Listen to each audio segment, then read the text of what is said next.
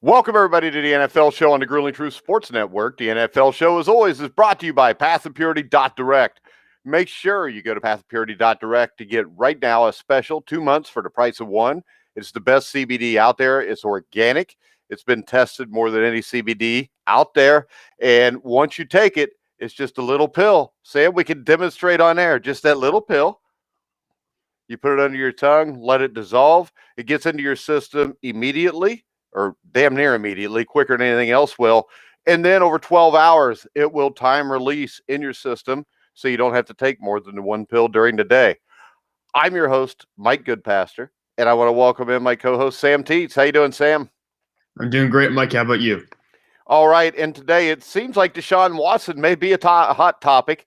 And today we're going to look at the places that he may go, what makes sense, what doesn't make sense. And Sam, I would say you use the word generational talent, like most young guys, way too much. But Deshaun Watson is a generational talent. Now, this is a guy who could be an MVP, put the right amount of talent around him. I forget what exactly the stat was, but every quarterback that had posted some numbers Deshaun Watson has in recent history has made it deep into the playoffs. And Deshaun Watson ended up on a 4-12 team because of how poorly constructed this roster was, and because of general manager, not head coach, general manager Bill O'Brien sunk the ship before they even got started this year. Yeah, the thing is this. His stats are good enough to win the MVP. It's just his team wasn't.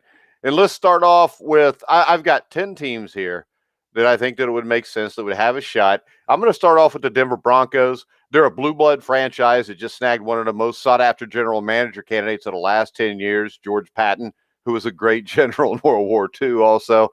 Fangio is a solid defensive head coach. Have you ever heard of General Patton? I know who General Patton is, Mike. I'm just checking.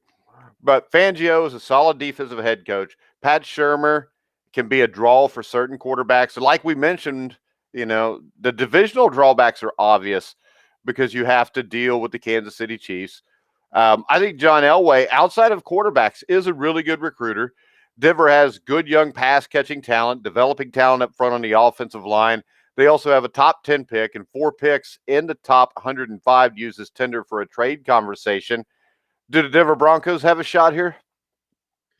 They do. It just needs them to move on from Drew Lock. They just need to be able to put their foot down and say, all right, we're done batting around this idea that Drew Lock can turn out to be a franchise quarterback in the NFL. We need to move on from him. And you're right. They have the young receiving options offensively to really capitalize on this and put Deshaun Watson in a prime position to succeed. Because you have Jerry Jeudy, you've got Tim Patrick, who's still on contract. You've got all these young players who have a lot of speed. You got Melvin Gordon in the backfield as a running back. You've got Noah Fant, tight end. You have the receiving options here to be a really good team. The issue has been quarterback. And if you get Von Miller back and you have him healthy next to Bradley Chubb, you've got a good defense as well. It's just that you don't have a quarterback to throw the ball. And Drew Lock has been a problem. He's been an issue with them. So I don't know if they'll have enough to make the trade work. So I think they'll have to throw in some kind of player, even with the picks. I would imagine you have to throw in some kind of player with them. I don't think Houston will show any interest in getting Drew Lock from Denver. So I don't know. I think it'll be interesting to pull off. I think that's an ideal situation where you put some young pieces around Deshaun Watson, and that might financially make it easier to take his huge contract. Yeah, I think Denver would be a good fit for Deshaun Watson. I just like you. I don't think they've got enough that they can give up to make it a good enough trade for the Houston Texans. Number 9, the Washington football team, or as I like to call them, the Redskins. They boast a player-friendly coach in Ron Rivera. They have an exciting young defense, a defense that is playoff ready. They've already shown that. They have a good set of skill position players. And on the field, it seems to be turning into less of a black hole for talent. And, Daniel Snyder is always a concern. And Watson could see Washington's current infrastructure, which includes offensive coordinator Scott Turner, as a check in the positive column. I think Washington is in a healthy salary cap position, and compare Watson with the consummate backup and mentor in Alex Smith as Smith returns. They could also pitch Watson on the idea of ruling a division that has 0 established quarterback presence at the moment. Now, Dak Prescott may come back to Dallas, but if you look at this, to me, this what makes this more attractive. There's no Patrick Mahomes and Andy Reid in the NFC East, Sam. No, the most attractive part of this is that you can go in there and probably win the division by yourself. You have the opportunity to play some very bad teams, some very, I'll say, interesting ideas where there are a lot of coaches who have just got their jobs in that division right now, and there's not a ton of talent. And you come in there to Washington, you have Terry McLaurin, you've got Antonio Gibson, who's a young running back. You have a decent left side of the offensive line and a very good defense. And the concern will still be that there's not necessarily enough on the offense yet, especially on that one side of the offensive line. But right now, there's a situation where Deshaun walks in there, and from day one, Washington goes up, they go 9-7 maybe. But if they keep building, they can get even higher than that. And 9-7 will win this division. Even if Dak Prescott comes back and is healthy, I still think Deshaun's better than Dak Prescott. And Ron Rivera's better than Mike McCarthy. Yeah, I think Deshaun's better than 90% of the quarterbacks out there. Maybe better than everybody. We just got to get him in a situation where we can find out. Number 8, the Chicago Bears.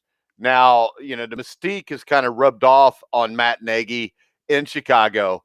We haven't seen him impaired with an incredible top-flight quarterback. We've actually seen him impaired with a mediocre quarterback. So he's kind of made chicken salad out of a quarterback situation he was saddled with for the better part of 3 seasons. But they have made the playoffs in a tough division 2 of the last 3 years. Ryan Pace, he's done an okay job. But in the end, Deshaun Watson should have already been a Chicago Bear. This is on Pace anyways. And the issue I have at Chicago is you got murky waters as far as the salary cap goes. The Bears do not have much additional draft capital, and they'll be picking at the bottom of the first round anyways. So their best receiver, Allen Robinson, is off to hit free agency. But stranger things have happened. But I think out of these 10, this is the least likely to happen. Yeah, if I'm Deshaun Watson, because Deshaun Watson has a no-trade clause, which essentially allows him to dictate where he will and will not go. If Houston says, all right, we're going to trade you to Chicago, if I'm Deshaun Watson, I'm saying, heck no, I'm not going there. Because you're not going to have Allen Robinson. You're basically going to have the same receiving options that you had in Houston. You're not going to have anybody who's established. They might even be worse at the wide receiver spot in Chicago than in Houston right now. And the offensive line is not very good. So essentially you go from one bad offensive situation to a better one. The only difference there is possibly the head coach and Matt Nagy, but still you don't have the personnel there to support Deshaun Watson. But maybe you don't lose Robinson if you've got Watson.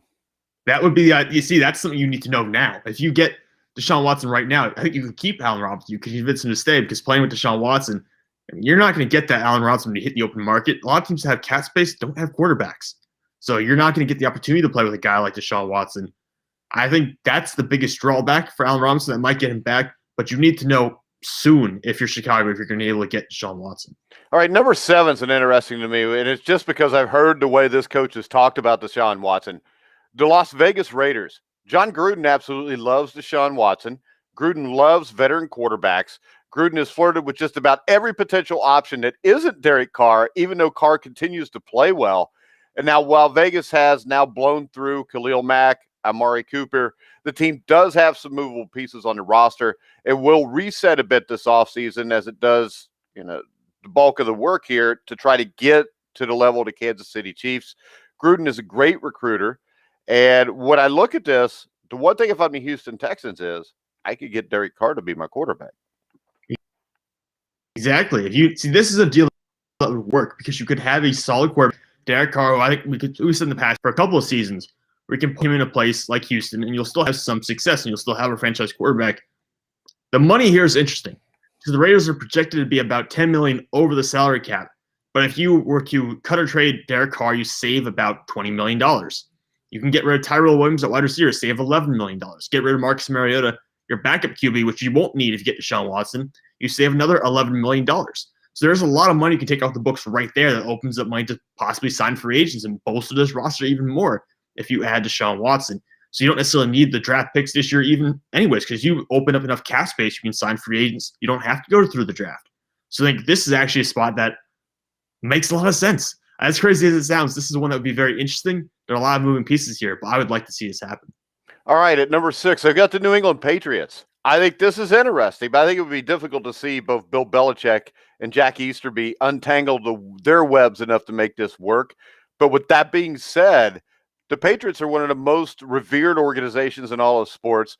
Bill Belichick is the GOAT as a head coach, which I don't think anybody can debate. I mean, I could make up cases that Tom Brady's not the GOAT. I can't find one case that Bill Belichick isn't.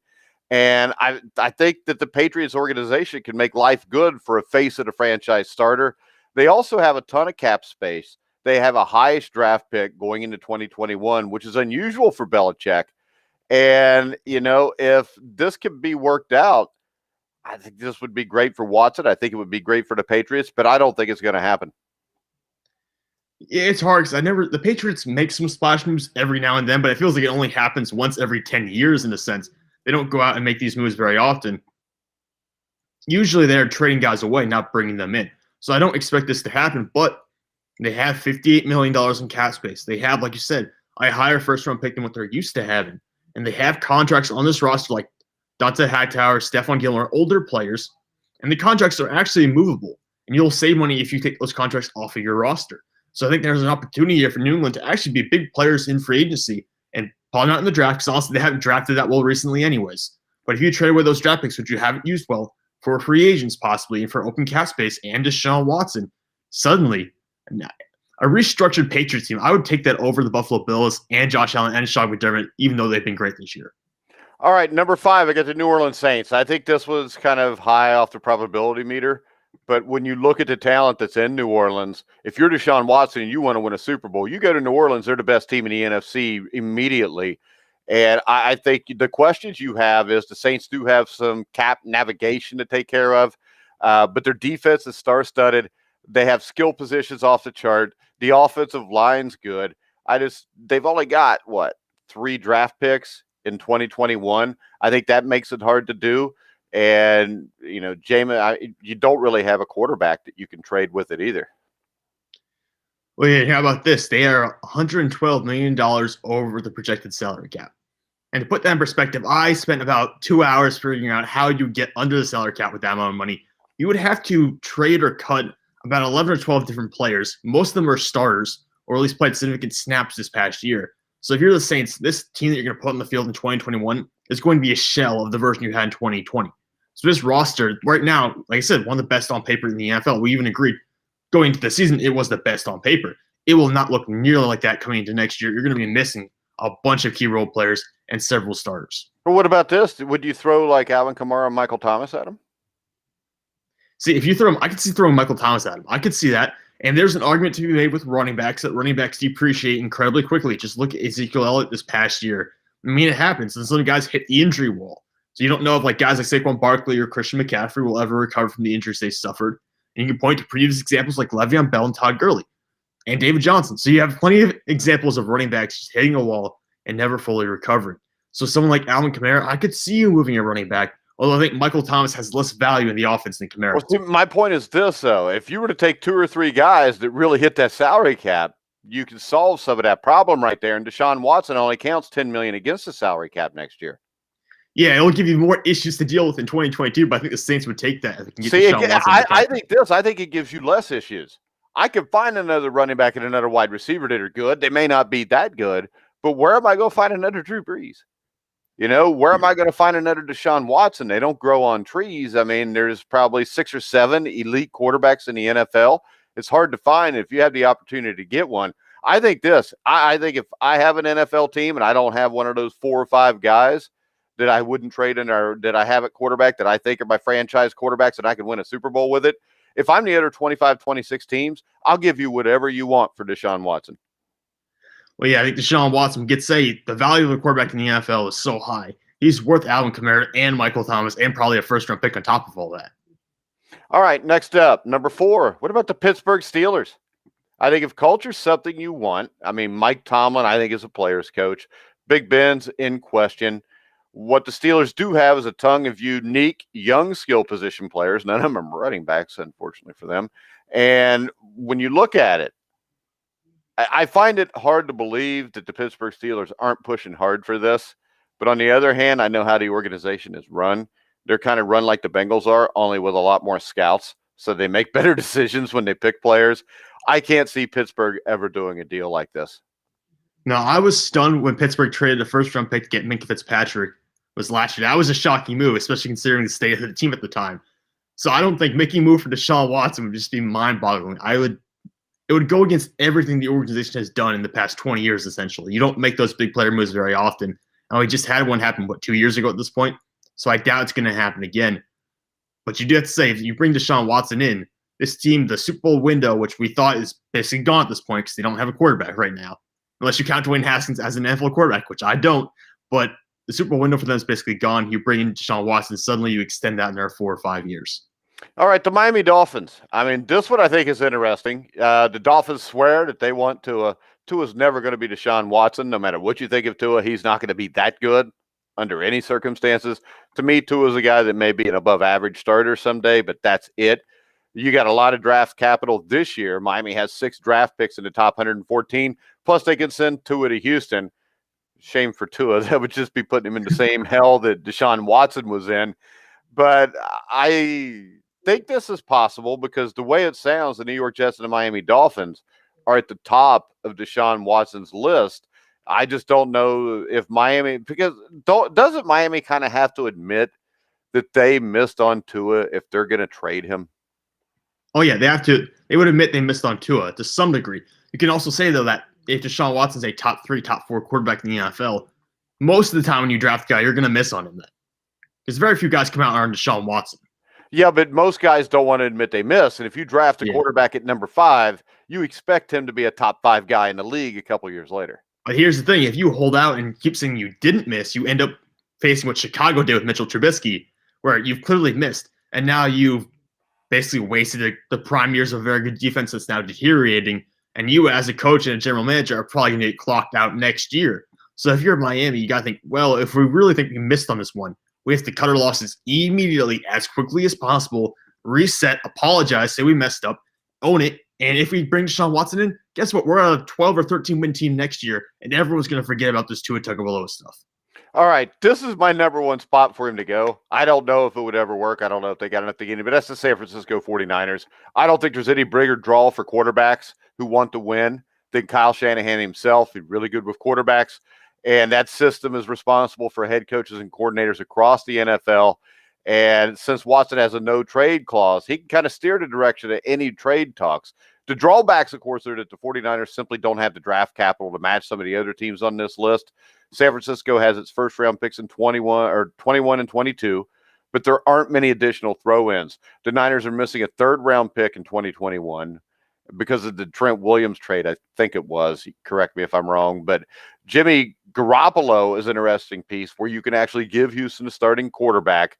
I don't know if they got enough to give it, but this may be something that if I'm Deshaun Watson, I want to be a 49er because out of all these teams listed, even with the Saints, I think the 49ers are the most ready to win a Super Bowl right now. And if you put Deshaun Watson on that team right now, I think they're the favorites to go to the Super Bowl next year. If Houston calls San Francisco and asks for Jimmy Garoppolo, George Kittle, and a first-round pick, are you doing that? Yeah. It's Deshaun Watson. Like I said, it's hard to find a Deshaun Watson. And I love Kittle. Kittle's an absolute stud. Would you say Kittle and who else? Kittle, your number 1 pick, and Garoppolo? And Garoppolo, I said, yeah. Yeah, because Garoppolo, I'm already upgrading there. You traded your number 1 pick. You lose Kittle, but you've still got a great defense. You've still got a great running game. And it takes away from the offense because you lose a weapon. And they do need to upgrade wide receivers. I don't think there's a number 1 guy there yet. But, yeah, I would do that because then I've got Deshaun Watson for the next decade. I mean, is George Kittle going to play the next decade? He's a tight end that has been injured from time to time. We don't even know that. And are you going to pass on a possible Hall of Fame quarterback because you got a Hall of Fame tight end? Wait, and here's the thing. Jimmy Garoppolo, we saw his limitations. He's not a terrible quarterback, but he's a middle-of-the-pack quarterback. He's never going to get you over the top. And he's never going to be the reason why you win a Super Bowl. And the trust between him and Kyle Shanahan after the Super Bowl, when we saw he didn't really get a chance to air it out, you have to question that. And then the mounting injuries. I mean, when's the last time, besides the Super Bowl year, has he had a full season in the NFL? I don't think he's been healthy for an entire year. So there's a lot of drawbacks for Garoppolo. His contract, from what I'm looking at, is fairly malleable. Actually, you can trade him pretty much whenever you want or cut him even and save a ton of money. So I don't know what the 49ers are going to do, but if they think there's an opening to get Deshaun Watson, they're getting rid of Jimmy Garoppolo quickly. There's no reason why you wouldn't want to move off of him, considering everything you can gain from adding Deshaun Watson. Yeah, I mean, come on. If you were, Travis Kelce's valuable. He's not as valuable as Patrick Mahomes. Yeah, very few people are. You could also say that Mahomes is made more valuable because of Casey. And really, we don't know, and this may sound crazy, I still go to this. We don't know that Patrick Mahomes, if he would have went to the Houston Texans and Deshaun Watson was the Kansas City Chiefs, I still think Deshaun Watson will be going for his third straight Super Bowl ring this year. And I think the Houston Texans, Patrick Mahomes would be yelling to get out of there. And I don't think Patrick Mahomes is as good as Deshaun Watson. I don't think he could have put up those numbers with Houston's receivers. I don't think he throws for almost 5,000 yards with that Houston offense. Because remember this. And it's not that I'm saying right now Deshaun Watson is better as a quarterback. What I'm saying is this. If you switch their situations also, remember this. It's not just the players you put around them. It's also the coaches. And you've got Andy Reid, Eric Bieniemy, as opposed to the moron, Bill O'Brien, and the rest of the coaching staff there in Houston. So anybody that wants to, you're saying, I'm not saying that right now. Patrick Mahomes is in the Super Bowl. I'm just saying this. If you switch situations, Deshaun Watson would be even better. Patrick Mahomes would not be as good. Well, yeah, think about all the stuff with the offensive line. In the offensive line in Kansas City is not great, but it's good. It's still above average. The offensive line in Houston is absolutely horrible. Let me ask you this, because I've had to deal with a lot of my friends being morons and asking me this question. Is it wrong of Deshaun Watson to ask for a trade after signing an extension last year? No, because is it wrong of them to trade away his weapons? And I mean, the thing is this. I could understand the salary cap hit with him and Hopkins. Maybe you had to get rid of Hopkins, but do you get rid of him for David Johnson? And David Johnson played all right at times, but really David Johnson hadn't done anything in 3 or 4 years. So you could have traded him for probably 3 or 4 at least average defensive players and made your team better. So the thing is this. They would have no problem if they wanted to just completely getting rid of Deshaun Watson and cutting him. They would have no problem with that. So what is the difference here? I mean, the player is supposed to be loyal to the franchise, but the franchise is who normally tells the player when it's time for them to go. So I don't see a problem with this. Deshaun Watson is upset because he was thrown to the wolves this year. There was no reason to throw him to the wolves. There just wasn't. You know, he's not the one that drafted the offensive lineman that sucked. You know, he didn't make J.J. Watt get hurt a lot and be old. I mean, Deshaun Watson signed a contract to play for a team that had DeAndre Hopkins. And I'm sure they didn't tell him, you know, well, we're going to get rid of most of our best players and just give you all the money. Because I think if they would have told him that, I don't think he would have signed the contract.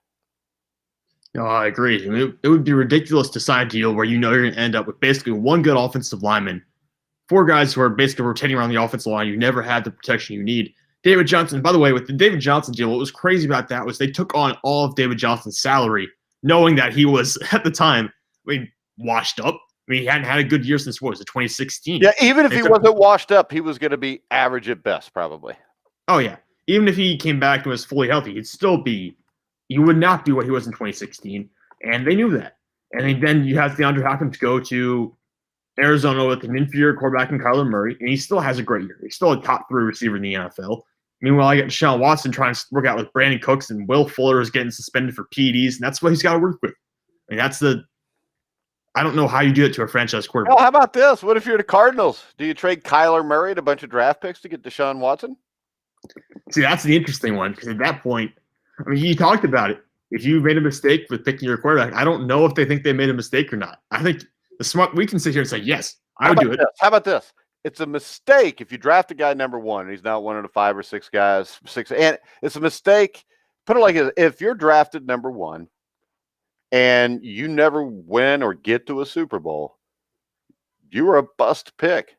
Because I'm sorry, if you're drafted that high as a quarterback, that's what your ceiling is. That's what you're supposed to do. Yeah, and you could say it for franchises in general. My question in that situation, I know Dan Marino was not first overall, but in a situation like that, that's also in the organization. The organization made some clear mistakes in short-term. Well, how about this? So Dan Marino was the 28th pick. He's the end of the first round. He got him to a Super Bowl. If you just go by that, yeah, he was worth the pick. I mean, they went to the playoffs almost every year in the 80s. So, yeah, he was worth the pick. If he'd have been the number 1 pick in the draft, he did get him to a Super Bowl, but he never won it. He never had the best team. If he'd have been a number 1 pick, I think it's a push. I think it's still a good pick. But since Dan Marino was the 28th pick in the draft, that's a great pick. Great value. You know, Andy Dalton, middle to second round to the Bengals, was a great pick. He got him to the playoffs 5 straight years. You don't expect your second round pick halfway through the draft to get you to the playoffs 5 straight years. Mitchell Trubisky's been there 2 out of 3 years, but he's a bust because you drafted him number 2. You even traded up with San Francisco for no freaking reason to get him. And now you're sitting here trying to figure out if there's a way 3 years later that you can trade for Deshaun Watson. It's the fact that they're doing that should get Ryan Pace fired immediately. Yeah, I don't know why Ryan Pace is back for another year. That's my big problem. I thought both of them would be fired this offseason. They weren't. And also mentioning like the value of quarterbacks. Russell Wilson being a third-round pick and getting you to Super Bowls and winning one of them. Granted, they had a great defense, but having Russell Wilson around to save your butt every time you're Pete Carroll. Every time Pete Carroll and Seattle Seahawks are performing below average, Russell Wilson comes around and saves them, gets them to the playoffs somehow. That's great value for a quarterback. Well, how about this? Great value for a quarterback? Picking Joe Montana in a third round, he wins 4 out of 4, or picking Tom Brady in the 6th round go to 10 and win 6. So, that's the thing. Everybody thinks you got to have a top 5 pick. No, you just need to be able to find a guy that can play. And, in college, both of those guys were winners. I still don't know how so many people missed on him. Kenny Anderson was another one. NFL MVP, took his team to a Super Bowl. He was a 3rd-round pick out of a D2 school in Augustana. So when you look at this, Johnny Unitas played at Louisville, I think, which is not the same as when Lamar Jackson played. Louisville was not a top 20 program. Even Ben Roethlisberger played at Miami of Ohio. He played at Miami. Miami, Ohio was top 20 by his senior year. They only lost one game, and that was to Iowa. I think that they beat Urban Meyer and Bowling Green in like the MAC championship game. And actually, if there would have been a playoff that year, I would have said that if you had an 18 playoff, Miami, Ohio would have been in it, because that was actually Miami, Ohio was a damn good team. Like I said, their only loss was a season opening loss at Iowa. And the MAC was really good that year. I can't remember who the Bowling Green quarterback was, but he was extremely good. Urban Meyer coached them. That was Urban Meyer, I think, went like 13-1 that year, 12-2. The 2 losses were to Miami. And then the next year he only loses like a game, and he ends up getting a job at Florida. So Big Ben's another example. Eli Manning was Ole Miss. He was overpicked. But the thing is this, Eli Manning, where he was picked, won 2 Super Bowls. So you can never say he was a bust. I don't think Eli Manning was ever a top 5 quarterback in the NFL, but he won 2 Super Bowls. Yeah. That's what you draft a guy to do. And there's a lot of teams here that have good quarterbacks that I would say, hell, I would go after Deshaun Watson. If I'm the Rams, you want Jared Goff? Oh, yeah. And the Rams for the first time, so the Rams have always been committed to Jared Goff. They even said like press conferences, I remember, not after this season, but after last season, like McVay was all in on keeping Jared Goff around despite a bad year. This year, they've been very non-committal about it. The general manager and even McVay to some extent have said, look, we're going to evaluate everyone, including Goff this time around. So I think the Rams are kind of starting to realize that Goff might be a bit of an issue here, even though he starts the first year of his new extension, a very big deal next season. So I don't know how much you're going to move that. Was Goff the number 1 pick in the draft or number 2? Goff was 1, Wentz was 2. All right, so this is my thing. He's number 1, so he's a bust. If Jared Goff would have been the 26th pick in the first round, he'd be doing great. Jared Goff is a good NFL quarterback. The problem is he's streaky. You never know what you're going to get. The playoff game against the Green Bay Packers with a broken thumb, he played his ass off. And then you get a game 6 weeks earlier in nice weather. Yeah, I don't know that he played his ass off in that game. That was more the defense, I think, than anything else. But, Jared Goff is good enough, kind of like an Andy Dalton guy, which is why it's bad that you picked him first, that if you put enough studs around him, you can get to the Super Bowl. Hell, you might even be able to win it if you got like the Baltimore Raven defense in 2000. But he is what he is. He wasn't a first-round pick. That's why, if I was in the NFC West, everybody but the Seattle Seahawks should be trying to get Deshaun Watson. And in the NFC East, everybody should be. Tell me why the Giants aren't. If I'm the Giants, I'm killing to get him. Hell, he wants to go to New York. I think Daniel Jones is part of the problem in New York. He's not part of the solution. If you're Joe Judge, Judge didn't draft this guy. Hey, if I'm Jerry Jones, I'm re-signing Dak Prescott and trading him to Houston. Why not? Really, it'd be a short move for Dak anyways. He's staying in state. And you think about it, you could franchise tag Dak as well, just franchise tag him for a year If he signs the franchise tag, trade him to Houston then. You don't even have to sign him to a long-term extension. The Atlanta Falcons have Matt Ryan and the number 4 pick in the draft. You can move that. You also have Julio Jones. You've got a bunch of depreciating assets there. They're older players. Yeah. If you want to move on to them. But the thing is, most of these people are afraid to do it, and I don't know why. Let's go to number 1. He's number 1 because it looks like that's where Watson wants to be, and that's the New York Jets. Now, I would say the 3 big drawbacks is you got an absurdly high state income tax, which hurts what you make, lack of available weapons, and a new head coach. But I also know this with Robert Sale, who was the 49ers defensive coordinator, that was a guy that Deshaun Watson was pissed off that the Houston Texans didn't interview. And I know that he's talked to Richard Sherman from what I read. Richard Sherman speaks highly of the former 49er defensive coordinator. So I think that's taken care of. You could send them Sam Darnold. You're the Jets, so you got all kind of high picks you can send to them. And, the Jets have a pair of first-round picks in 20, a pair of first-round picks in 21. They have multiple third-round picks in 21, multiple fifth-round picks in 22.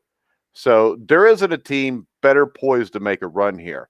Now, you also could throw in Sam Darnold. Houston's got a quarterback. Maybe you can get – the Jets are desperate. So you might even be able to get a pair of first-round picks the next 2 years from them. And if you do that, you can build your team pretty quick. So I think Watson gets access to a prime media market. And it's an organization that with the head coaching signing and the staff he's putting together, looks to me like it's trending in the right direction. The AFC East may be the best division in football by the time this is done in a year or two, especially if Belichick gets the Patriots straightened out, because it looks like the Bills and the Dolphins, the Patriots, all 4 teams are going to have really good coaches. So when you look at that, you got Mike LaFleur as an offensive coordinator. So that's the Shanahan system again. That's a draw for quarterbacks around the league, as we talked about when we talked about the 49ers. And if the Jets could just get a handful of pieces up front and at receiver, this is a quick turnaround that Deshaun Watson would get huge credit for. And then I think what you would see is no more Baker Mayfield commercials in a stadium, but it'll be Deshaun Watson and his woman in a stadium in New York turning out the lights. I think you're right there, because Deshaun Watson, if you turn around things in New York, you'll be viewed as a hero, because it's been bad for so long. Last time they were winning. The last time that a quarterback did anything was Joe Namath there. He won 1 Super Bowl and he stuck his ass in the Hall of Fame, even though the rest of his career was not very good. Well, yeah, and Joe Namath is still talked about to this day in New York as being a legend and kind of like a hero to the city. Name me 5 former New York Jets quarterbacks off the top of your head right now, starting now. Joe Namath, Ken O'Brien, Mark Sanchez, Kellen Clemens, who they drafted, I think was the first-round pick, actually, at some point. And then Chad Pennington. Oh, you missed all the important ones, like Pat Ryan. He took him to the playoffs in '86, Sam. Don't laugh. I'm impressed you got Ken O'Brien, though. Yeah, I know. Ken O'Brien was a solid quarterback. You got to say Richard Todd. Oh, yeah, I did forget about that. Because I remember in 81 and 82 when the Jets were good at Shea Stadium, and Todd We Trust signs all over the place. How'd that turn out? They made it to the championship game in 82, but then Don Shula didn't cover the field before a monsoon, and they couldn't use Freeman McNeil, Wesley Walker, and Johnny Lamb Jones in the championship because the field was so damn muddy. A.J. Dewey picks off Richard Todd 3 times. The Dolphins, with an inferior team, go to the Super Bowl and get smacked by the Redskins 27-17. But the New York Jets in 1982 were the best team in football. Do you think that was a tactical decision to make the field get soaked, or do you think it was just a blunder? It was. There's no doubt it was. He told them not to cover it because you would normally have it covered if there's going to be a monsoon at the Orange Bowl. And the thing about that 82 Jets team, they had to go on the road all games. That was the strike-shortened season, so you had 8 teams make it in each conference. They were the 6th seed. They had to go to Cincinnati, who was the 3 seed, defending AFC champion. They beat the Bengals 44-17. They had a 102-yard interception. I can't remember who the hell intercepted that pass. I don't like him to this day, though. And Freeman McNeil ran for 200 yards. Then the next week, after beating the 3 seed, they go play the 1 seed, which was the LA Raiders in LA, and they beat the Raiders in LA 17-14, which the great thing about that was Lyle Alzado actually ripping the helmet off of Chris Ward, the starting tackle for the Jets, and hitting him with it. But unlike today's gay society, there's just a 15-yard penalty. He got to keep playing. And then the next week, they go play the number 2 seed, the Miami Dolphins, Who they lose to 14-0. Because the Raiders team that year they only lost one game all year. They lost to Cincinnati at Riverfront Stadium in Cincinnati. I think the Dolphins were 7-2. The Bengals were 7-2. And those are the three teams that they would have had to beat. I still think on a dry field, because the muddy field what it did is it limited the Jets' offense. They had Freeman McNeil as an all-time great running back. People don't remember because his career was kind of shortened because of injuries. Wesley Walker, Johnny Lamb-Jones. Defensively, they had one of the greatest defensive lines of all time. Mark Gastineau, Marty Lyons, Joe Klecko, Abdul Salam. It was a great football team, great offensive line. Richard Todd was a really good quarterback. The Miami Dolphins were not that good. I mean, they had David Woodley at quarterback, who usually by the third quarter was benched for Don Strock. And, I mean, Woodley didn't last. I mean, Woodley ended up being the starter in that great 81 divisional playoff game we talked about. They're down 24-0. They bench him. They come back with Don Strock. Hell, if they never start him, they might have done something. And then I think Woodley was replaced in 83 by a young Dan Marino. And then I think David Woodley was the starting quarterback for a handful of games for a couple of years for your Pittsburgh Steelers. I don't know. He was. You look it up, I'm right. I'm right about anything in the 80s. I can see the 80s clearly. I can't see the last half hour very well, though. Yeah, I figured. You're very much an 80s man, Mike. Well, that's when I grew up. See, your problem is you grew up during the 2000s. So there's really nothing good to remember. I like the 2000s. No, you don't. There's nothing good about the 2000s. What, the pandemic? Oh, granted, that's not very good. I'll admit that. Well, I mean, I had a bunch of bad stuff happen in the 80s, too. We had our 70s and 80s. You had the Iran hostage crisis. But you did, I mean, it's just, what are the iconic sports moments since 2000? For me, Pittsburgh won 2 Super Bowls, so I'm kind of happy about that. But I mean, iconic that everybody's going to think of. Like 70s and 80s, this is the thing. There's no legends anymore. Kobe Bryant is Kobe Bryant, but he's not Michael Jordan. He's not Larry Bird. He's not Magic Johnson. You know, the singers today, The Weeknd. What the hell is The Weeknd?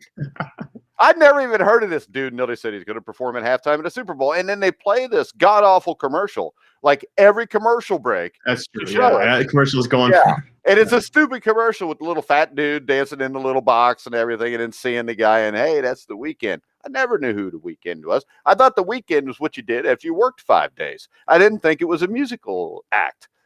And I mean, why can't we get decent musical acts at the Super Bowl? All we can do is do crap. It probably won't be as bad as when Coldplay was there. I didn't like Coldplay. I actually thought Coldplay did better than most of the ones in the past couple of years. It wouldn't take much, though. That's the thing. Well, yeah, no, it's not a high bar. Don't get me wrong. I don't even remember who it was last year. I don't either. See? That's weird. Nobody cares. Yeah. But, I mean, put it this way. Give it 20, 30 years, and Kobe Bryant will be what Larry Bird was. Yes, it will, Mike. It's just how it happens. Give it more time. He can't be. Because this is the thing. Larry Bird, Michael Jordan were already like that while they played. Kobe Bryant was big, but I can tell you that the NBA wasn't as big in the 2000s because Kobe Bryant, this is the difference. Michael Jordan had Magic Johnson, who had Larry Bird, who had Kareem Abdul-Jabbar. You didn't have that with Kobe Bryant. I mean, LeBron James, the guy's an asshole. Now, so was Larry Bird and Michael Jordan. Yeah, but they didn't open their mouths to let you know unless you were playing against them. They basically shut up and they just played the game. So the thing is, so then the only reason people did, but I don't think Larry Bird and Michael Jordan would have been tweeting. I really don't. Maybe Magic would have, but I don't think Larry and Michael would have. I don't think Larry and Michael cared about anything but Larry and Michael. To be fair, that's probably true. I've heard a lot of stories about Larry Bird. Oh, yeah. I mean, with the daughter that he didn't meet till she was like 19, and he didn't want to have anything to do with her then either. And then Michael Jordan, I've never heard any good stories about. But, I mean, when you look at it, who are the iconic people of the past 10 years? In the sports world? Because when I'm growing up, 70s, 80s, you had Muhammad Ali, Elvis Presley, and Evel Knievel. You can't top that. I sneak Evel Knievel in there. No, Evel Knievel was freaking huge, dude. I mean, the biggest toys was the Evel Knievel toys in the mid-70s. I mean, the dude was like his own conglomeration. And he usually wrecked, which made him awesome. Because if you make it all the time and you don't see him at Wembley hitting, and his bones breaking all over the place, what good is it? I don't want to watch a dude safely jump his bike. I want to see him just splatter himself all over the place. Yeah. Except when he jumped the sharks in Kings Island. I'm glad he made that. I didn't want to see sharks eat him. That's a little extreme. That's not as fun as splatting. No, that's not as fun as splatting. I mean, have you ever seen his wreck at Wembley? No, I haven't. You've never. Let me look. I'll pull it up. You gonna pull it up? All right, because it's awesome. And see if I can find it. Then there's no The Weeknd's not Elvis Presley, or you get to jump at Caesar's Palace. Either one of them will work. I mean, it'll show you what a man would do, which is wreck really bad. Just cracks and burn. Hell yeah, he crashed and he burned. That's the way it's supposed to be. He was a man. He wasn't afraid to do a damn thing. Hold on. I got the Caesar's Palace jump already here. This is the one where he broke like 109 million bones in his body or something. Because he's a man.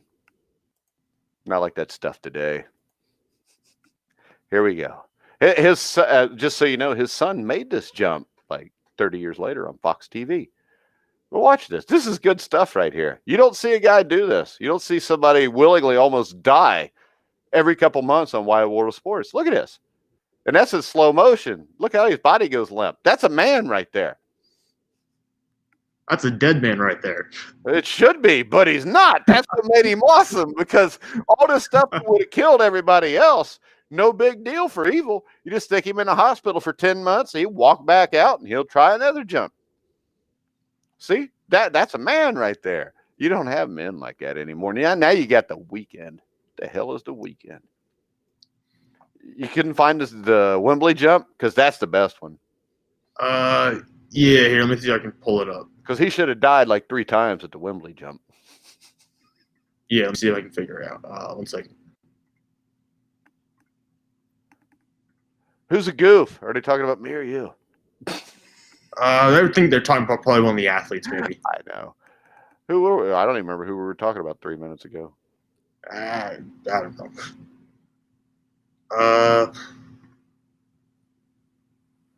Here we go. Got it. I haven't seen it pop up yet. There it is. We'll blow her up and play her. This is good stuff. This one, I think the bike actually ran over him, too. Look at that. I wouldn't even ride the bike down that damn 2x4 thing here. Or not. No, I wouldn't either.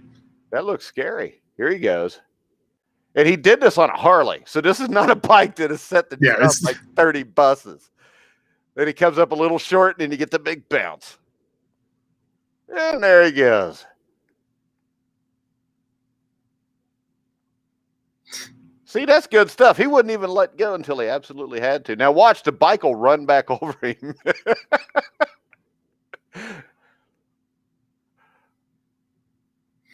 There you go, with the bike running on him. You ain't got nothing like that from the last 10 years.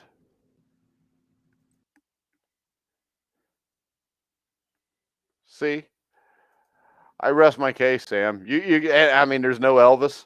And it doesn't matter even if you like his music. It was just, the dude was iconic. Muhammad Ali, no athletes like that anymore. And there never will be, because it's impossible in the times we live in for an athlete to be like that. Because you talk about social media, that's what limits it. Because you see all the warts on these guys. Where, the warts were covered up for Michael Jordan and Larry Bird. There weren't too many people writing bad articles about Larry Bird and Michael Jordan. I mean, you had some about Muhammad Ali, but that was basically usually just racist. But yeah. All right. Yeah, now you know everything. It's like, and it happens. People are always looking to find something. Yeah, it's like if you even go farther. I mean, Jack Dempsey, Babe Ruth, Red Grange, mythical figures, because most people never even got to see him play. You had legendary writers like Grantland Rice writing basically poems about them and how great they were and how great the Bambino is and how he just hit that ball 3,000 feet and it smacked off on Mars. You had the 4 horsemen of the apocalypse. You don't get stuff like that because you can't, because I can actually see the 4 horsemen of the apocalypse. Yeah, that's the thing. That's the point, Mike. That's what I'm saying. People, when you don't see someone, when you don't actually see it, the more legendary it is, because you can never go back and see it. See, that's why Kobe Bryant will never be as legendary. It's easier. Well, no, because there will be people who never saw Kobe Bryant who will come, who will be born someday. It'll be on YouTube. It'll be on YouTube if YouTube's still there. I can find Michael Jordan on YouTube. Yeah, but not in the same way you probably could find Kobe Bryant. Yeah, that's what I mean. You can find you can find Kobe Bryant's high school games on YouTube. You can find Kobe Bryant high school highlights. If you want to watch Larry Bird in college, there's some highlight films, but there's only about 5 or 6 complete games that even exist of Larry Bird in college.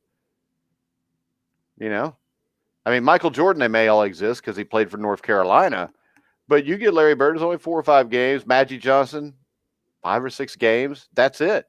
So a lot of this stuff, you're just reading it. It's kind of like when I interview Steve Risley, if Steve's listening, about his career.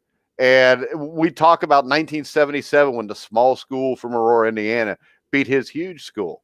Their tallest player was 6'3". Steve was 6'8". And Steve, when we first started talking, I made a comment on a Facebook post he made about it. And he's like, oh, I scored like 42 points in that game. Little did he know, one of my friends on Facebook played on that Aurora team, was the guy guarding him. And he sends a picture of the box score where Risley did score like 28 points, but it was like on 13 for 34 shooting. So there you go. The mythology is killed when you have social media.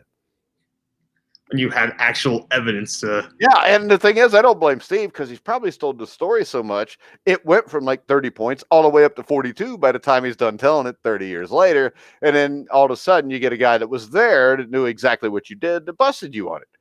And it's no big deal because we all do it. I mean, I had a game where I scored 30 points one time. Hey, now it's 54. Can't prove me wrong. No, can't go back and see it. And the thing is this, all of the film of me usually is on 16 millimeters, so I look really fast. Which is the great thing about, film and being old. But I remember in high school, my freshman year, when we watched videotape, it was on a beta machine. What? A beta machine. It was like a VCR. It was pre-VCR. Okay. You had beta, and then beta went to VCR. Okay.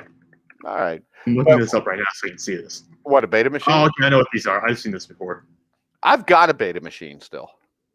I still had one of those in my house up until I left for college. I don't know if it's still here or not.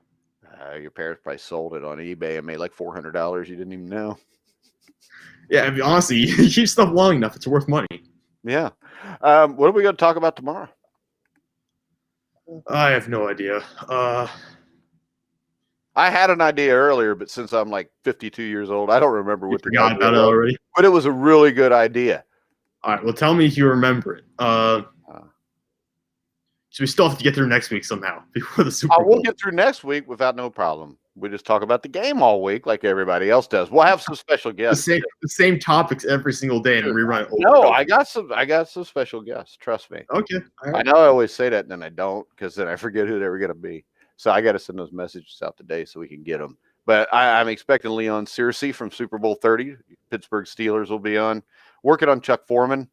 So I could probably get Rocky Blyer. Were you on with Rocky last year? Was that me? No, I wasn't there. Okay. You want to have Rocky Blyer on to talk about a Super Bowl or something? Have you heard of Rocky Blyer?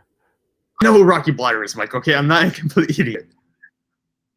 You've never seen Hoosiers, Thelma and Louise, or The Godfather, so I have to ask these questions just to verify that you have seen it. Yeah, I know who Rocky Blyer is, Mike. All right. We'll find some NFL news tomorrow. We'll do something else also. I don't know what that is yet, but it'll be fun, I promise. All right, Sam, anything else before we wrap it up? No, just follow me at Sam_Teets33 on Twitter for articles, polls, sports news, all that kind of stuff. Oh, it's underscore? You never said that before. Is it? Oh, wait, no. Is it? I have no idea. It's at Sam Teets 33, I think. Yeah, I just go with that. I hope it's good enough. Well, if you put in Sam Teets, you'll find Sam Teets anyway. Yeah, there's not many people with my name. You'll be fine. Yeah, you'll be fine. And you can follow me at Grueling Truth. Make sure you check us out on Rockfin. Like us there. Listen to us there also. Watch us there also. You can subscribe to us on YouTube. Make sure you do that. Go follow our Facebook page. Our Facebook page is nearing 100,000 followers, Sam. We should hit that within the next week. There we go, getting bigger and bigger. All right, guys, we're going to wrap it up. We'll be back tomorrow at 1 o'clock. The Old Time Boxing Show will run Sunday night, where we're going to look back at the career of former heavyweight contender Jimmy Young. Christopher Shelton, our boxing historian, had some issues last night. So that'll be Sunday night at 7 o'clock live. So make sure you check us out there. Also, don't forget, Path of Purity. I had no energy when the show started. You saw me take the tablet of Path of Purity. Now I'm all pumped up and ready to go. I'll be taking a nap 5 minutes from now, but that's not the point. Path of Purity .direct right now, special 2 months for the price of one. So for now, for Sam Teets, I'm Mike Goodpasser. You've been watching and listening to the Grueling